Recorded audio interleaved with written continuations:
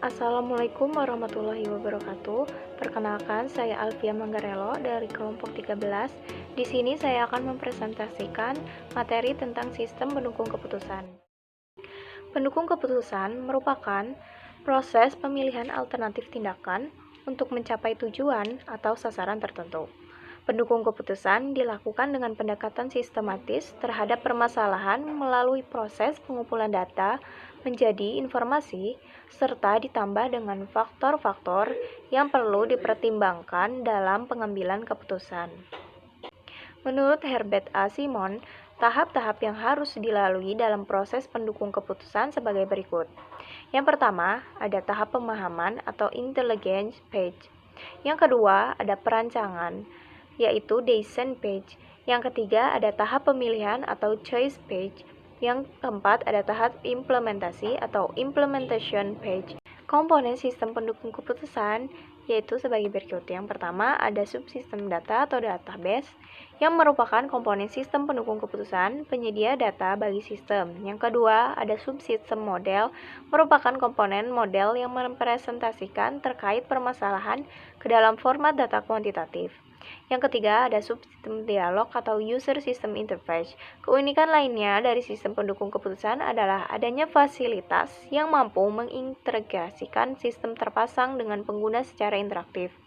Yang keempat, ada subsistem pengelolaan pengetahuan atau knowledge management. Subsistem yang dapat dipilih untuk dapat mendukung setiap subsistem lain atau bertindak sebagai komponen yang berdiri sendiri. Yang kelima, ada subsistem pemakai atau user, pemakai yang mengaplikasikan pengetahuan ataupun sebagai pengguna dari sistem. Pengertian sistem pendukung keputusan. Sistem pendukung keputusan atau Decision Support System (DSS) adalah sebuah sistem yang mampu memberikan kemampuan pemecahan masalah maupun kemampuan pengkomunikasian untuk masalah dengan kondisi semi terstruktur dan tidak terstruktur. Sistem ini digunakan untuk membantu pengambilan keputusan dalam situasi semi terstruktur dan situasi yang tidak terstruktur, di mana tak seorang pun tahu secara pasti bagaimana keputusan seharusnya dibuat.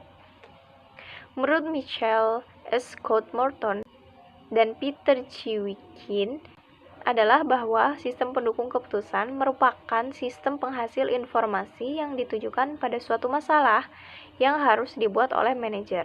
Sparrow dan Watson mendefinisikan sistem pendukung keputusan sebagai sistem yang memiliki 5 karakteristik utama, yaitu yang pertama, sistem yang berbasis komputer, yang kedua, dipergunakan untuk membantu para pengambil keputusan, yang ketiga, untuk memecahkan masalah-masalah rumit yang mustahil dilakukan dengan kalkulasi manual, yang keempat, melalui cara simulasi yang interaktif, dan yang kelima, di mana data dan model analisis sebagai komponen utama. Jadi, sistem pendukung keputusan adalah sistem yang dipakai untuk mendukung pengambilan keputusan dalam menyelesaikan suatu masalah agar masalah yang ada dapat diselesaikan dengan baik.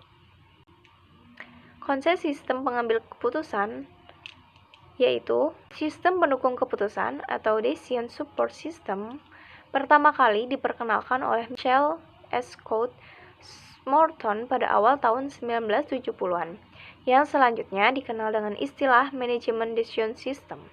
Konsep sistem pendukung keputusan ditandai dengan sistem interaktif berbasis komputer yang membantu pengambilan keputusan dengan memanfaatkan data dan model untuk menyelesaikan masalah.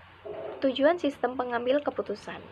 Di dalam proses pengolahannya, DSS dibantu dengan berbagai sistem lain seperti Artificial Intelligence, Expert System, Fuzzy Logic, dan lain sebagainya, sehingga tujuan dari penerapan SPK ini adalah sebagai berikut. Yang pertama, membantu dalam menyelesaikan permasalahan yang terbentuk secara semi-struktural. Yang kedua, mampu mendukung aktivitas manajer dalam mengambil sebuah keputusan dalam suatu masalah. Yang ketiga, mampu meningkatkan keefektifan, bukan tingkat efisiensi dalam pengambil keputusan. Model dalam sistem pengambil keputusan. Yang pertama, ada model ikonik atau skala. Sebuah model ikonik model abstraksi terkecil adalah replika fisik sebuah sistem, biasanya pada suatu skala yang berbeda dari aslinya. Model ikonik dapat muncul pada 3 dimensi atau miniatur maket, sebagaimana pesawat terbang, mobil, jembatan, atau alur produksi. Fotografi adalah jenis model skala ikonik yang lain, tetapi hanya dalam 2 dimensi. Yang kedua, ada model analog, sebuah model yang tampak mirip dengan model aslinya, tetapi bersifat seperti sistem aslinya. Model analog lebih abstrak dari model ikonik dan merupakan representasi simbolik dari realitas. Model ini biasanya terbentuk bagan atau diagram 2 dimensi. Dapat berupa model fisik, tetapi bentuk model berbeda dari bentuk sistem nyata. Yang ketiga, ada model matematik atau kuantitatif. Kompleksitas hubungan pada banyak sistem organisasional tidak dapat disajikan secara model ikonik atau model analog, atau representasi semacam itu malah dapat menimbulkan kesulitan dan membutuhkan banyak waktu dalam pemakaiannya. Oleh karena itu, model yang tepat dideskripsikan dengan model matematis. Sebagian besar analisis sistem pendukung keputusan dilakukan secara numerik dengan model matematis atau model kuantitatif yang lain. Penerapan sistem pendukung keputusan dalam organisasi. Sistem penunjang keputusan di suatu perusahaan atau organisasi dapat dipandang sebagai aset penting dalam menunjang kelancaran bisnis dan tercapainya tujuan strategis perusahaan. Penerapan sistem pendukung keputusan dapat dilakukan hampir pada semua fungsi bisnis di organisasi. Pada fungsi pengelolaan sumber daya manusia, sistem pendukung keputusan dapat dimanfaatkan untuk membantu proses manajemen sumber daya manusia, meliputi akuisisi sumber daya manusia baru, pengelolaan jenjang karir dan kepangkatan, peningkatan kualitas sumber daya manusia, dan lain-lain. Pada dasarnya, konsep implementasi DSS banyak sekali digunakan oleh berbagai perusahaan berbasis data. Namun, yang paling sering menerapkan DSS adalah Business Intelligence dalam hal pengumpulan data dan presentasi data dalam bentuk dashboard. Selain itu, bidang industri perusahaan yang bisa dijadikan contoh ialah airline di industri atau maskapai penerbangan. Teknologi aplikasi yang digunakan ialah sistem aplikasi berbasis website dan bisa diakses pada suatu URL tertentu dari PC maupun smartphone milik pengguna dengan kapasitas minimum, baik kapan saja dan di mana saja pengguna berada.